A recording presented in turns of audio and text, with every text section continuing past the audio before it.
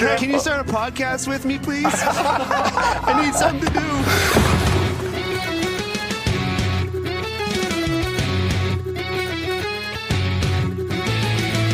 Pastrnak sent it out in front of Malkin to save. They score! Elias Lindholm looks to the heavens. Here's a chance. Potter right in, and goalie scores. Oh my! What a move by the rookie. 2-on-1. Pastrnak moving in with Marchand. Get into it. Score! The zone. Coyle dances in. Backhand. Score! Lindholm right wing corner. Pastrnak is there. He scores! David Pastrnak wins it for Boston.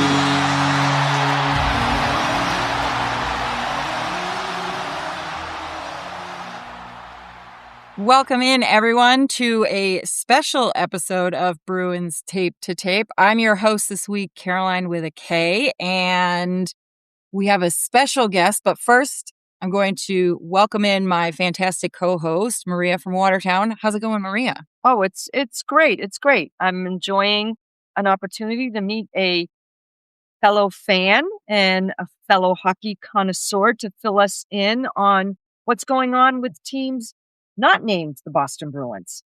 Yes. So it is the week of trade deadline. We are recording this on February 23rd, but as you are hearing this, I'm sure plenty of things have already started to happen in that world. And the trade deadline is this Friday. And so we thought we'd bring in someone to give us a little sense of what else is happening out there in the world. So I want to welcome in our special guest, Ollie Shane, author of the Not Another newsletter on Beehive, where he talks about hockey, baseball, books, poetry, and whatever else he finds interesting. And most importantly, Ollie is a fan of the Flyers and other teams, to which we express our condolences. Welcome in, Ollie. Hello, everyone. Welcome. I'm happy to be here. Yeah, I'm a fan of the Flyers and the Canes and also the Habs. So yes, all teams you don't like. But all teams in the East that represent a threat to Boston's ability to actually make it into the playoffs, because it is such a tight race. Everyone's going to be trying to do every little thing that they possibly can do to get a spot, because a single win could either bump you up 3 spots or a single loss could get you out of the playoffs at this point. So I think everybody's going to be looking at the trade deadline with great interest, but we at our pod, we like to get a sense of what is going on out there and what could possibly be happening. So yeah, what are the feels for your teams? What are the feels for your teams? All right. So for the Flyers, I also made sure to take notes about this. I did a lot of research. Shout out to The Athletic and also Hockey Reference, too. Oh, yes. Great sources. Mm-hmm. Before I get into the Flyers, I also wanted to say it was really funny seeing the Rangers get annihilated by the Bruins 10-2. I know this happened a few months ago, but it was my favorite thing to see. Is the Rangers just eating crow is super fun, because the thing about the Flyers, we're not the Devils and we're not the Rangers. We are not either one of those teams, and that's good. Yes. So yeah. Yes. The Flyers have 61 points, so they are 25 wins, 20 losses. They got 5 overtime losses. They are 6th in the division, and they are also 7th in the wild card race. So they need 8 points to get into the wild card spot that your Bruins currently hold. Yes. So that'll be super fun. Yeah. And by the time this episode airs, the Bruins and the Flyers actually face off in between. Saturday. So, like I said, that landscape is ever changing so fast right now. Oh, definitely. The margin for error in the East is very small.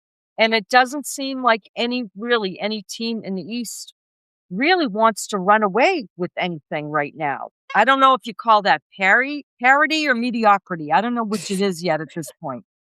The same difference. I would say parity for sure. I think that the Flyers are in the Metro, and that's a division where, the Rangers and the Devils are in there, but also the Canes are running away with the Metro. But True. I would say the Atlantic is more of the mosh pit, and the Metro is more like we already have a clear front runner, which would be the Canes. They would be the ones that would be winning the Metro. I'm not quite sure about But other you know what? teams. And take no offense to this, the Carolina Hurricanes are invariably one of the strongest regular season teams.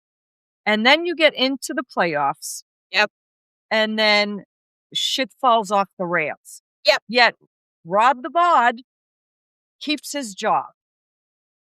Well, I mean, to say the thing is, Maria, before Rod Brindamore was the head coach, they had a whole decade where they weren't in the playoffs. So them perennially making the playoffs and having a chance, I think, is better than not having the playoffs and not doing great. And I guess I use the Bruins as our standard when we dismiss Stanley Cup winning coaches or, coaches who have sustained a success because of, your track record in the playoffs. Right. Yeah. Well, at least we won an Eastern Conference game.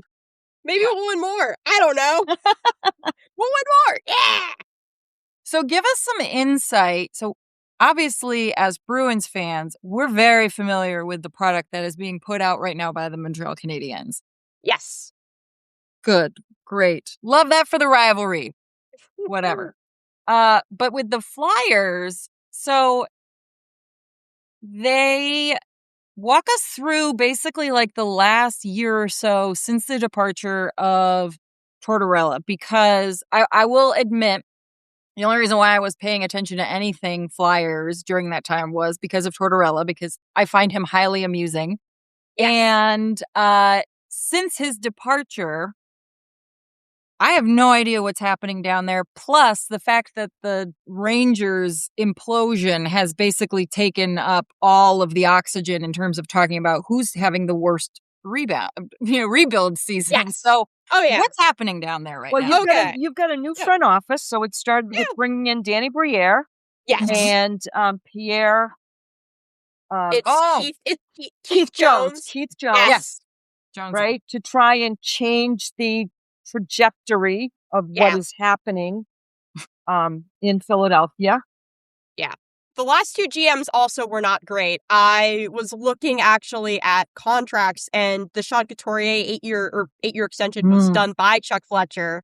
So he's swung us with an albatross contract. But in all honesty, I think Briere has done a pretty good job. I mean, of getting rid of some of those bad contracts. The Ryan Ellis one is an example. I believe, I cannot remember his first name, but Johansson, of winning that arbitration.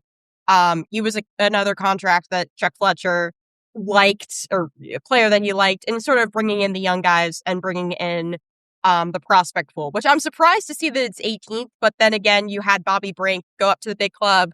Matvei Michkov's come up to the big club. Those are some big prospects, but we still have some good ones, I would say, in the AHL. We got Barkey, we have Bonk, we have Bump. We want all three of them to be on the same line. Brink, Bonk, Bump. That'd be a great line. Whatever. They need to be on the same line at some point in time. It would be so funny. But we have some good prospects, and there's also Jet Lachenko, who I believe was a Briere draft pick. He's been doing okay. He got World Juniors time. He's also playing the OHL. He's had some time with us, but it's just, he needs more development time. We need centers. The big need for us right now are centers, and we don't really have those. Well, we're familiar. We've been in that position for a while. We still don't have our David Krejci or Patrice Bergeron replacement. Yeah. Not that Bergeron can ever be replaced, but yeah, none of them can. They could just play with just a hole just for Bergeron. Just be like, come back. Exactly. Yeah, but yeah, we have centers. We have Berglund, Lachenko, Martone. They are young and they need development time. Martone, was he the one he was drafted just this last year, right? Correct. Yes. He actually fell to, I believe it was 7th, and it was surprising that he fell that to us, because honestly, we had no idea. But he's been doing really well. Yeah. He has 49 points, 20 goals, 20 assists. He also just had a hat trick too. He's been doing really well. So I'm excited to see him come up. So that's been really fun. Why is no one talking about him? Like, I think all the attention has been going to McKenna. No, well, what's his name in out on Long Island? Oh, Schaefer. Schaefer. Yes. A lot has been going towards him, but I think it's because number one, Martone's at Michigan State. He's getting better.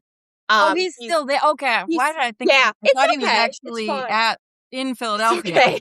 It's okay. It's understandable. They all they all feel like they meld into like one particular player. I feel it's really hard to pick them all together. But we do have one person who came up, Denver Barkey. He's done pretty well since his call up with 9 points. He's had some really, really great offensive zone chances. Mm-hmm. So that prospect pool looks okay.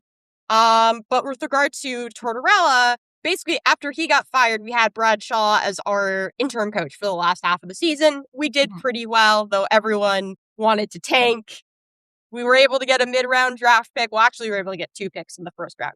Traded, but we did okay. We finished the season off well. Brad Shaw then ended up going to the New Jersey Devils, which is unfortunate because he was not picked for a coaching position.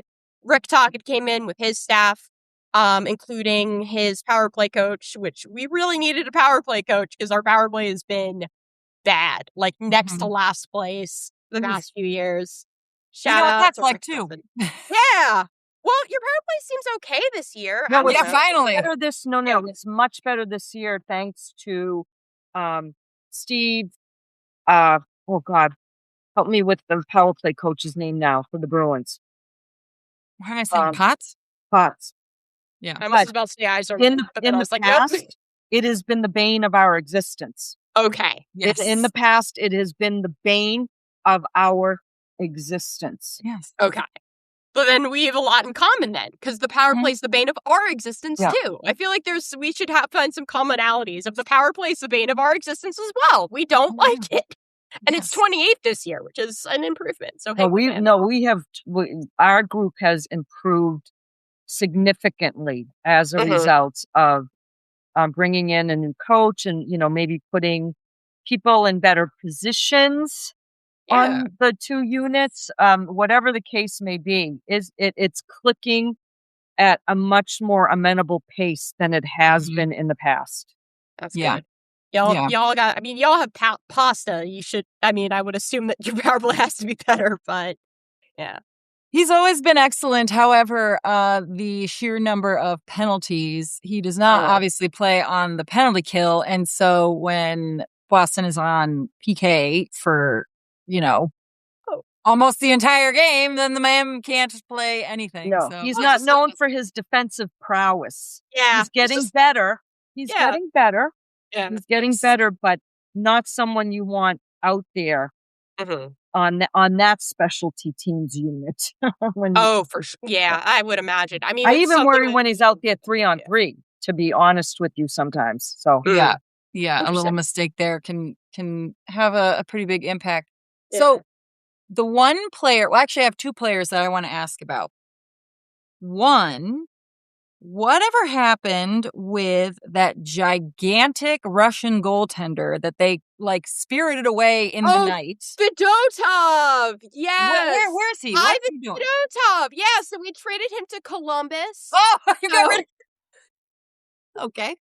I always wondered what happened. I want to hear. I missed what to give me the deets on this story. Okay, so they traded him to Columbus. We got some 5th round picks and stuff. The reason why is Fedotov was sort of a backlog for goaltending on Philadelphia's end, because we had Sam Ersson, who the front office just cannot quit. He has an .856 save percentage, which is not great. He has it's mid-800 save percentage, not good. It's just really, goaltending's been a really big issue for us the past few years. I think part of the reason was Carter Hart leaving in the middle of the season to face sexual assault charges, because then Ersson had to be put into a much bigger role. He's more comfortable being a backup. I think that's part of the problem.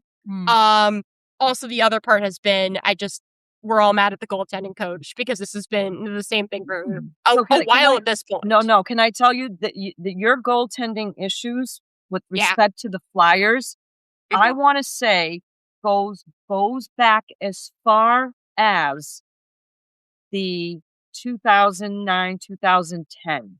era, Oh. where it seemed to me an invariable revolving door of goaltending issues and goaltenders that the Flyers either weren't picking the right guys, they couldn't commit to a guy to be their guy.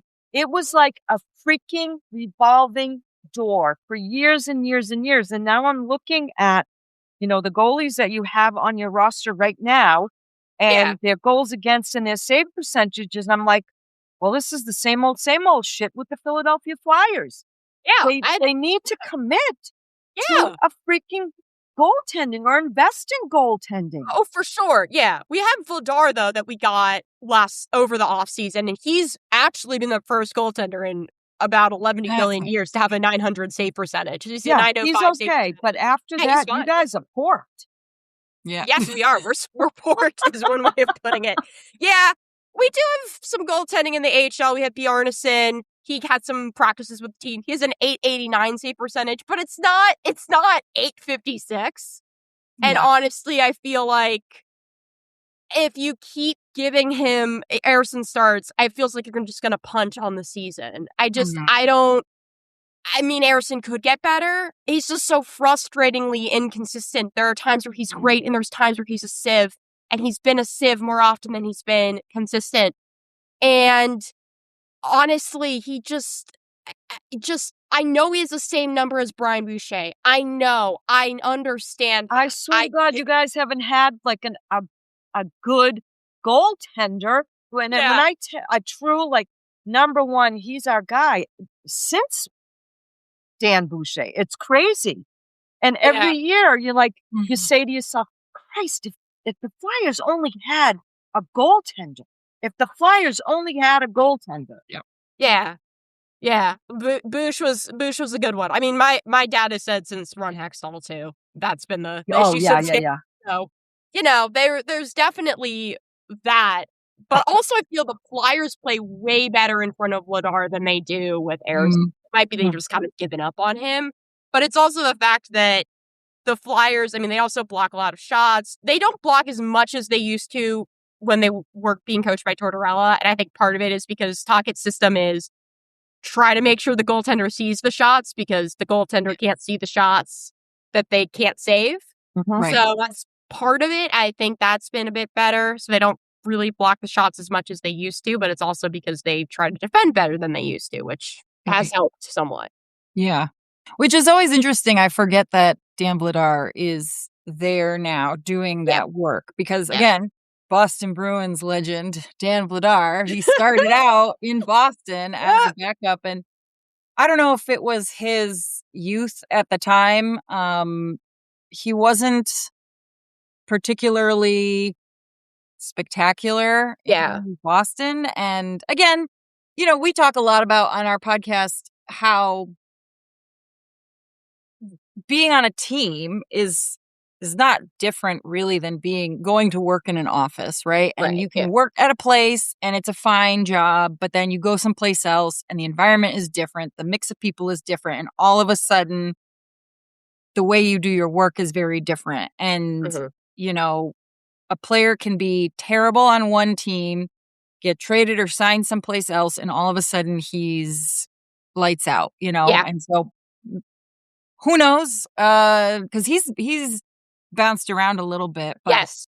He was with Calgary, I feel. That was, I think, the best for him because he was with Dustin Wolf, who's one of the best young goaltenders. So I think that has helped him as well of being that mentor. And now he's in Philadelphia and he's actually doing really well and is sometimes the reason we even stay in games, if I'm going to be honest. There's maybe a few shots where he saves it and I'm thinking, Ersson would have let that one in.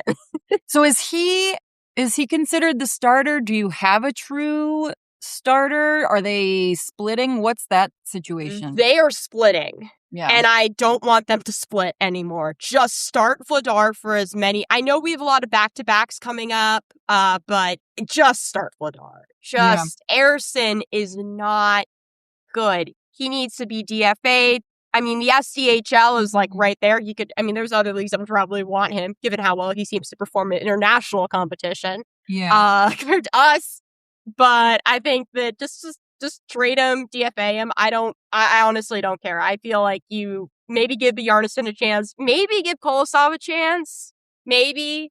I don't know. Just no, I don't want to see Harrison anymore. I really don't. I'm just sick and tired of him. I'm so sorry. I hope he's a nice person. But as a goalie, he's not been great for us. It's not a good fit, as they say, right? No, but it's tough decision for them to make because, I'm looking at the Flyers website here and Vladar's already played 33 games. Yeah. And so, I don't know what the analytics say now, but it seems like, they don't want starting goalies, right? Yeah. The average that they want him to play is like, 50, 55 games? Even 55 might be pushing it. So he's on a crazy pace here. Oh, for sure. And then the thing is will he continue that pace next year? But I think that he will. Knock on wood, I think he'll do well. I just think that after this year, they're going to have to really think about Harrison. I mean, he's also an unrestricted free agent after this year, so I think that's going to have to happen. Maybe trade him to the Senators, please. Just trade him elsewhere. Just maybe to a goaltending team that's not doing too great. Okay, just please, for our sake, we'd be like, oh, he's really good. Do you think then? So if you said he's in his final year right now. Yep. So do you think that he could be on the trade block? Because, Boston has an interesting situation in that we've got Korpisalo. He's obviously excellent.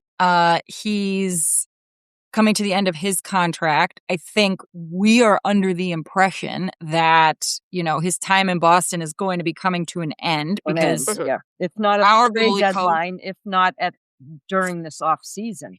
Right. And you don't want to necessarily he was this sounds terrible, but he was an investment piece. They brought him in, they did a little flip, they gave him a little support. He's become a better goalie.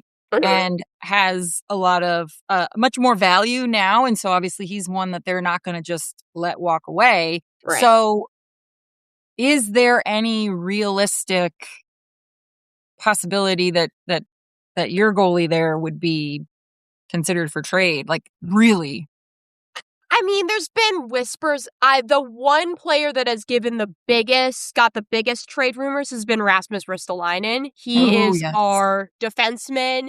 They always need defensemen, especially those playoff contenders. So, he also won a bronze, too. Yes. So, he did well. I feel like it would be like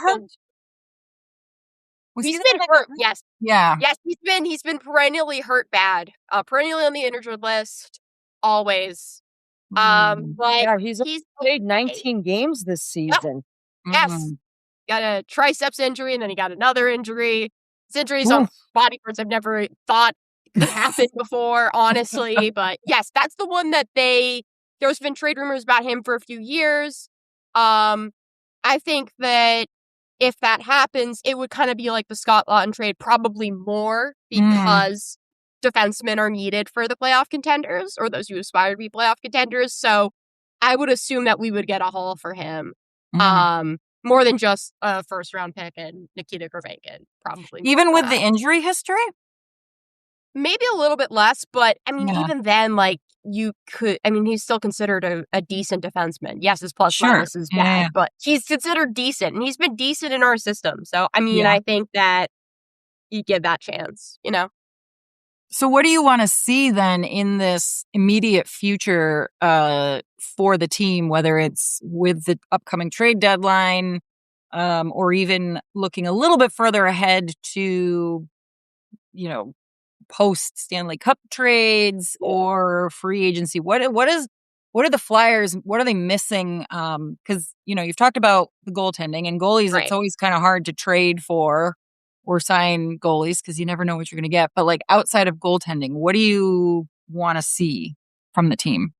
I would love to see at least a haul for Ristolainen. I think that people have been also a bit mad about the Dvorak extension, but we need centers. As we mentioned earlier, we need centers, and especially with the younger players coming up, we need centers. I would also say what we also need to do is sign Trevor Zegras.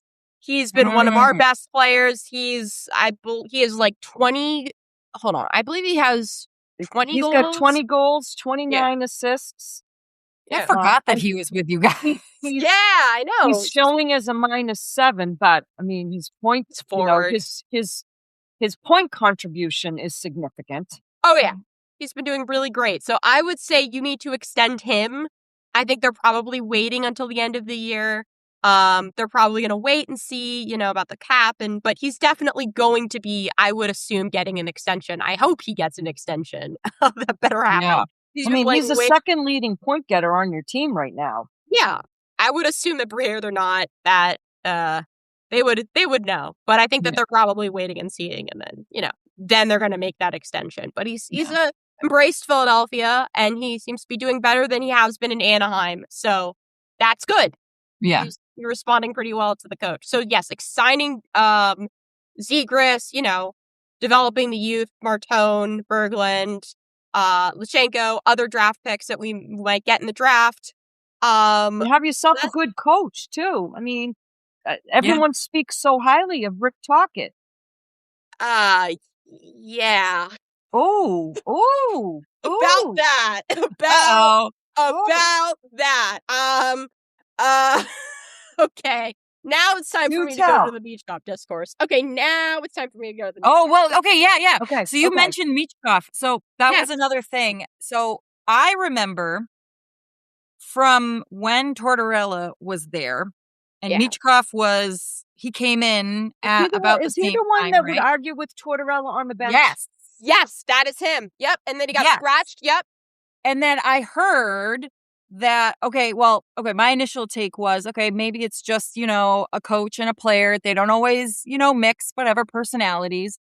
But then all I heard was that it kind of happened again with another coach. And now it makes me wonder what's up with Michkov. So enlighten us about this dude. I will give you the disc. So basically what happened was Michkov also is one of our best players. He led the rookies in points last year. Yeah, he's good. He's our future right there. So basically what happened was Tocchet first said on Spit and Chicklets that Michkov showed up to training camp fat. And that gave him the moniker on on the Flyers subreddit of Fatvey, which, that's no. And photoshops of him looking extremely fat. Okay, cool. Were those Tocchet's exact words, or did he say out of shape? I believe he said out of shape. That's what he said. Which I think, to me, there's a big difference, not to put words in anyone's mouth, but it's a big difference to say when a player shows up out of shape and when a player shows up as fat. Now, it's a player's responsibility, in my view, to show up in some kind of good condition to start your season. Yeah.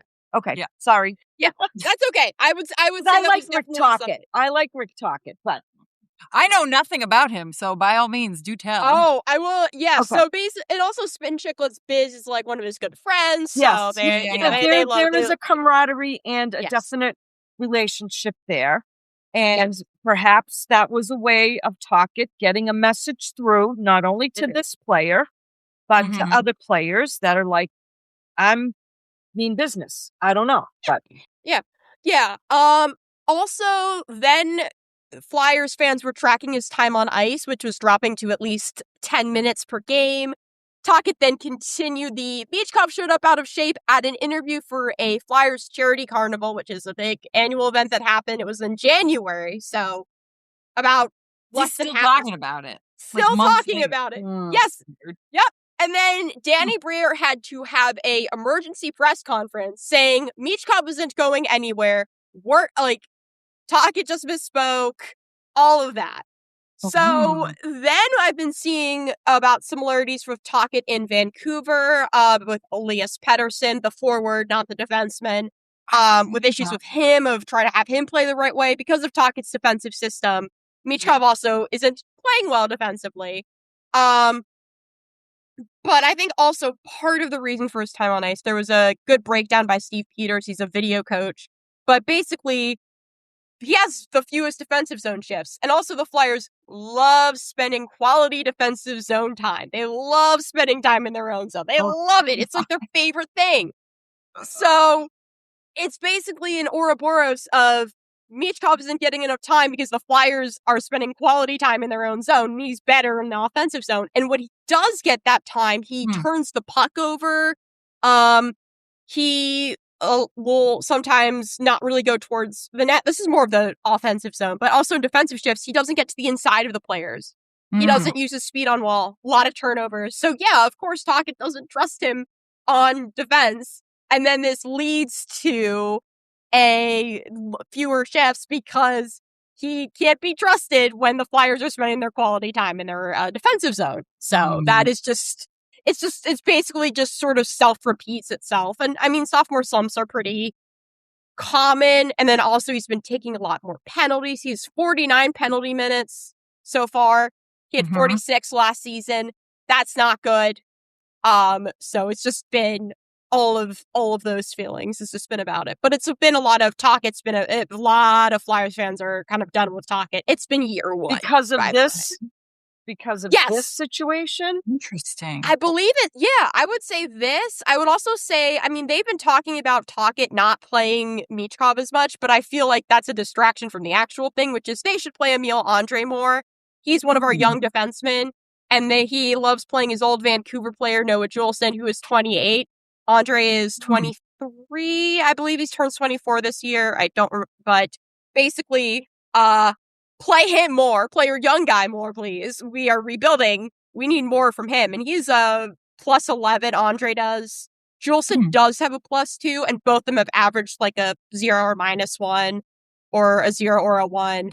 But Juleson had a -2 in the Boston game. So that's not good. I feel like maybe play Andre a little bit more. And he was healthy scratched in some of the games leading up to the break, which pissed fans off. I just feel like you should play your young guys more. I know Noah Juleson was like, he was your bestie, your buddy, but like, come on. But we can speak to this with a great deal of experience with regard to the Bruins, because we have had this push-pull for several seasons now, where we could see the trajectory of the team, changing. Guys are getting older.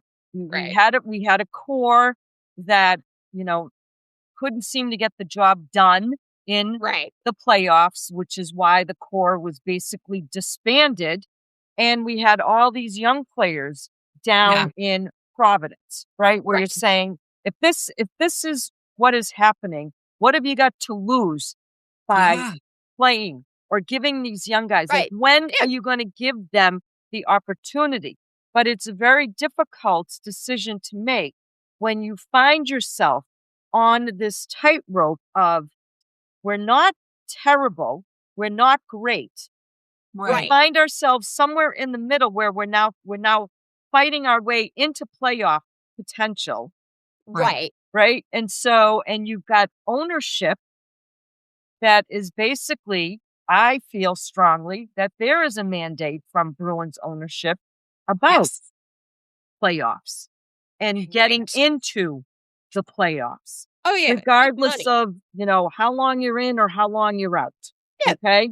It's the money. So for general managers, it's a very difficult balance to strike until you finally publicly come out, as the Bruins had to. And their public coming out party was basically when they traded Charlie Coyle, Brandon Carlo, Brad Marchand, Trent Frederick. Like, it was a bloodbath of a day. Yeah, it was I remember. It was a bloodbath. Right. It was, we're like, okay, this is how they're telling us now that we're going into rebuild mode? They call it retool, right? They call it retool. That's the new buzzword in the NHL. The Rangers are using that word as well. Oh, they are in a rebuild. The Rangers are using that word as well. So they are in denial. Yes, they are. It's because, there are so many implications when you rip the Band-Aid off and say, you know what, we're just going to move forward with the youth movement. Because the youth movement may not win you a lot of games. Right. What happens then? Fans lose interest. Fans don't come into the building. Fans don't spend money. Right. I mean, it's a very delicate balance, and I think the thing that Boston has done well in this case, because to Maria's point, last fall when the writing was on the wall and we knew things were going to go south fast, before Jim Montgomery was let go, we just kept asking, why are they continuously just putting the same guys out there over and over and over again, expecting a different result? And we have guys in Providence, like, if we're gonna lose, then just bring these other guys up and see what's gonna happen. What did we got to lose? It was so frustrating.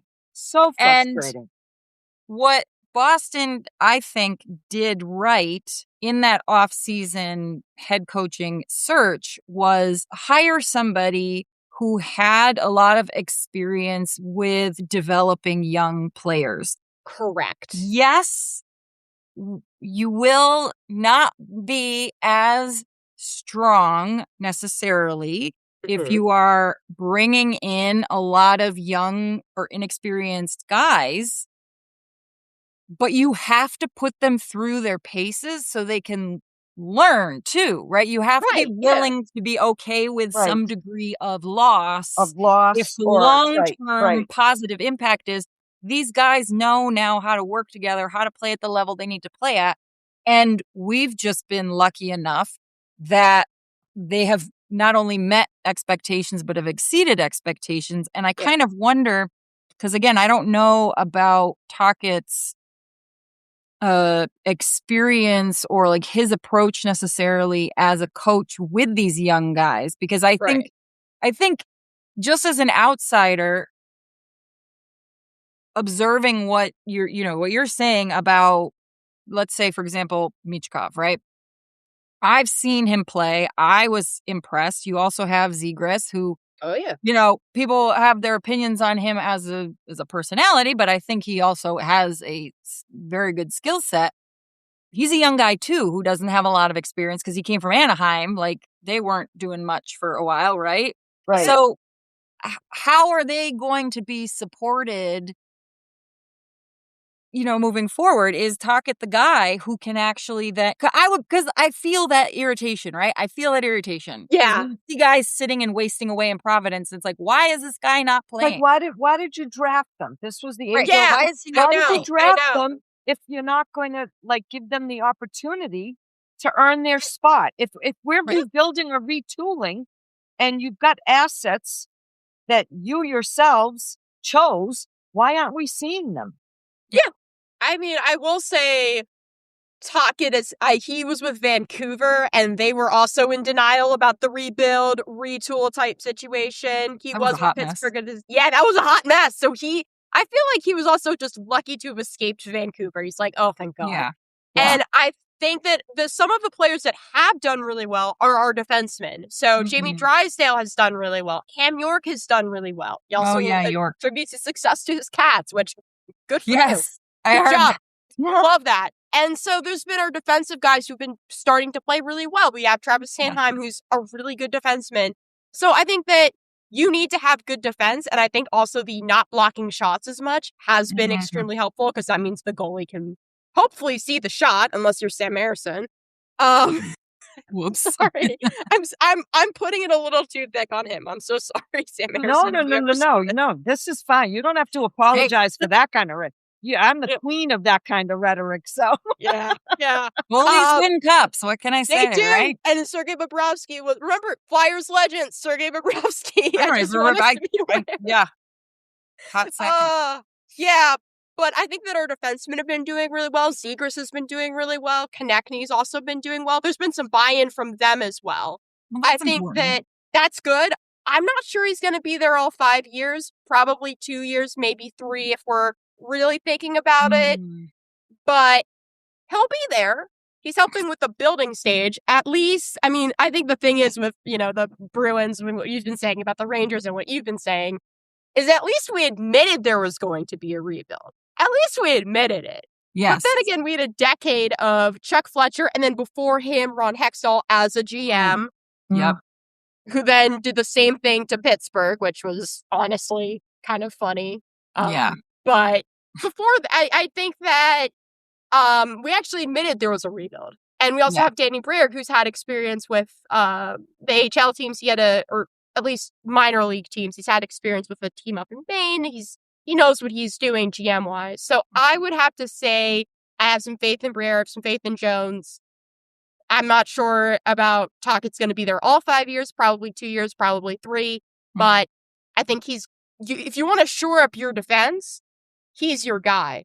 Yeah. The offense has been doing okay. It's just we always have to count shots and how many shots we do take. Because also, again, we love spending quality time in our own zone. We just love doing it. We're like, oh, yay! Power of friendship. No. Don't worry, we'll be right here. We'll be hanging out with you. It'll be so fun. So it sounds like you'd also like to see a little bit more, is it like offensive prowess, shooting skills, players come in? Yeah, I think those players are also in our system. We have Martone, who's in our system. Berglund also did really well at the World Juniors. They all three of the players I mentioned, Berglund, Chenko, Martone, they all went to the World Juniors. They all had good experience. So I think that we have those players that are coming. There's been some good scouting in our pipeline and stuff like that. So, I mean, we even also have a goalie who's in the KHL, by the way. So we do have a goalie. He's coming, I hope. As long as they don't give him away, right? Yes, don't give him to Columbus. Can we just not give any good goaltenders to Columbus? Just stop. But that's what I would say is there's a bright future. I would just like for us to eliminate the Capitals because of how they did that to us a few years ago. We just eliminate them. I will consider it a success. I think if we play spoiler, that would be great. I think that also us doing okay, we're at least not in last place. We got 2 worse teams below us. So we can laugh and point and laugh at them. And honestly, I very understandably so, because both of them have been in a rebuild, retool, just not really fitting. I mean, I don't think the Flyers were shy about kind of acknowledging that this is a process by bringing in Keith Jones and Danny Briere and you know, you've got Tocchet, whether, you know, the fans, the players like them or not. So, you know, you've made changes in significant areas of the franchise with the understanding that we need to start trending in a different direction. Oh, yeah. You know?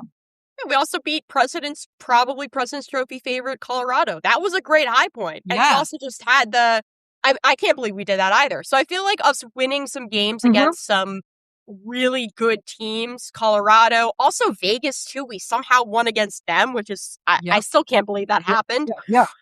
So I think that us winning those good games, that's great.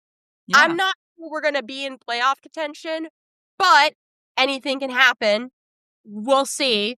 I mean, we do get to play the Rangers, and I just want Mika Zibanejad to not score against us, but he's gonna score against us. Can he just get traded out of the conference? Just take him to like San Jose. Just I don't want to see him anymore. Just I mean, you guys don't get a lot of grace coming back from this Olympic break. You're playing the Capitals on Wednesday night. Yep, you have back-to-back. You get Capitals and the Rangers, and then you get to go home and face the Bruins on Saturday on the national broadcast. So yeah. Hopefully, no Sean McDonough. No, I can't listen. You and me both. Yeah, you and me both. Yeah, I might just listen to Todd Fedoruk and Tim Saunders. I might just listen to them. If it's Sean McDonough, I'm like, nope, not happening. Yeah, you know, and I gotta just say. Because our listeners, they know how I feel about McDonough. Not only is he just, I don't mind him. She can't stand him. I can't stand him. And they tell me when he does baseball, he's so much more full of personality because of the Red Sox. And I said, why can't he bring some of that personality to these national broadcasts? And the response from people have been, well, because it's national broadcast. ESPN won't let them. But what about Doc? Doc Emmerich was the standard for enthusiastic, unbiased national broadcaster, Yeah. why then do we have to have the human version of warm milk and melatonin in Sean McDonough? Then the man repeats himself multiple times in the broadcast, telling the same story 5 times. It's like either someone is there watching or they're not. Like, I don't need to hear the same story 50 times. So, like you, I will probably then tune in to the Boston's radio broadcast to listen to them because I can't with McD. I've listened to them a few times. McD and Ray? Yep, they're good. Between the conversation between McDonough and Ray, I can't stand Ray Rivals, Ferraro. happy He's one. I would like to just walk up and slap him in the face. Ray Ferraro, yeah. I'll support you. do. I'll support you, Maria. I don't like him in any. I would take Sean McDonough 10 times over Ray Ferraro. The two of them together is even worse. I Yeah, mean, if he's with I'm not- Mike, if he's with I don't Mike enjoy Monica, listening to anything he has to say. No, I can't. Yeah. I can't. It's torture. It's It is. really torturous. There might be one person that ESPN puts out there to do a play-by-play that I can even stomach remotely. Yeah. I'm like, they stink. They all stink. And also, like, speaking of unbiased commentators, Bob Wijnhusen is right there. They don't give him as many games as he should. He should get more games. He's really good. Yeah. I like him. He's good. They should give him more games, but they're going to give Sean McDonough games because they just like to yapping. Yeah, especially in the back Because of half of the Boston. season. Yeah, well, and it's the Boston connection too. So Yeah. Oh, that's super fun. We were legitimately afraid that he was going to come in and when, our home guy, Jack Edwards, retired, I think some of us were genuinely concerned that McDonough could come in. And I was like, I swear to God, if he came in to be the play-by-play announcer for Nesson and for all those games broadcast right out of Boston, I don't know what I would do. Yeah, well, at least we I don't know what got I a would better do. guy. I'd be It's very pretty. upset. I can't blame him. But so it sounds like while perhaps right now in 2026, the Philadelphia Flyers are not necessarily a shoo-in for anything. Maybe they'll be in a doodlebug race at the end there, but it sounds like there might still be a couple more years of building. But it sounds like Philadelphia's a team that we should be paying attention to in the next couple of seasons. I would say definitely 100%, because a lot of other teams are, I would say, in our division are also trending. I mean, I believe Columbus is in our division. Yes. There's a few, I mean, that's the only time I can think of outside of Carolina that is actually doing well. I think we're helped by the fact that 2 of the other teams are in their downfall. And I think that we're doing better in that regard. So we'll see what happens. Well, anything I would love to see the old Philadelphia Bruins rivalry back, because those games were like bloodbaths. When I tell you bloodbaths, I mean, Oh, I got Clark era footage of that. Ooh. Oh my God! You go back. I was and just you gonna look say at some of those games in the early heyday of the Bruins, Flyers rivalries. It was a sight to behold. Oh, I can imagine. Yeah. So, we've said it on our podcast a bunch of times. Even though we despise some of these other teams, especially from long-standing rivalries, granted Philadelphia not as long because they are one of the first expansion teams, that rivalry existed in anything that a genuine Bruins rival, anything that those teams can do to improve the product that they put out on the ice, to improve the rivalry. Yeah. We want to see it. So I would love to see Philadelphia really become a much more competitive rival than they have been in recent years. It's good for business. It's good for the Very good business for of business. It is. hockey. It'll be so fun when in a few years I can come in and just, trash talk you guys. It would be so Listen, fun. You can always hang your hat on Yes. the fact that we had a 3-0 series lead. Oh, and yeah! a 3-0 lead in Yeah. Game 7, only Yep. to sit there and Mhm. watch one of the most painful, putrid meltdowns in Boston Bruins playoff history. And when I tell you, Yeah. I was in the building for that What? game. And Oh, there have been more than one game that if I could have taken my seat and ripped it out of the balcony floor and thrown it out on the ice, that would have been one of those games. oh my God. I can't believe, I didn't know you were there. I have to watch that 2010 series again. I got it, because I was in. But here's what I will tell you. The lesson learned from that was Yes.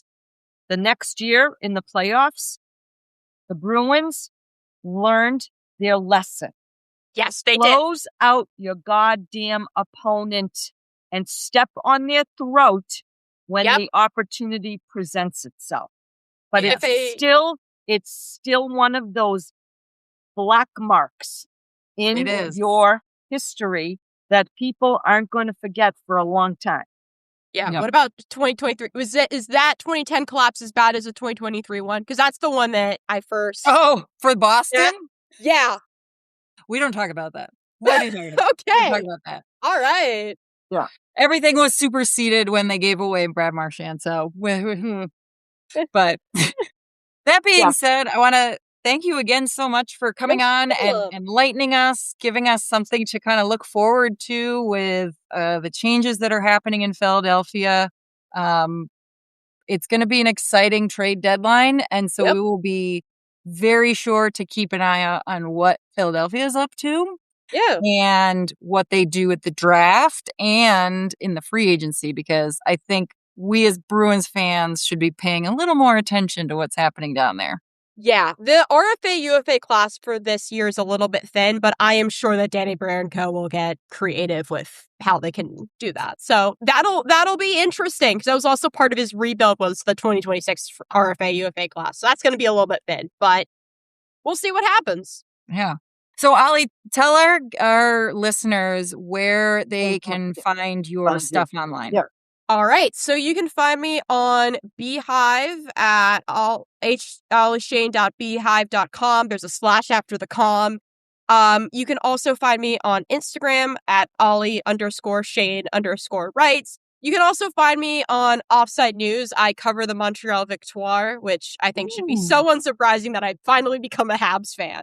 Not surprise anyone at all. So I write about the Montreal Victoire on there, which is really cool.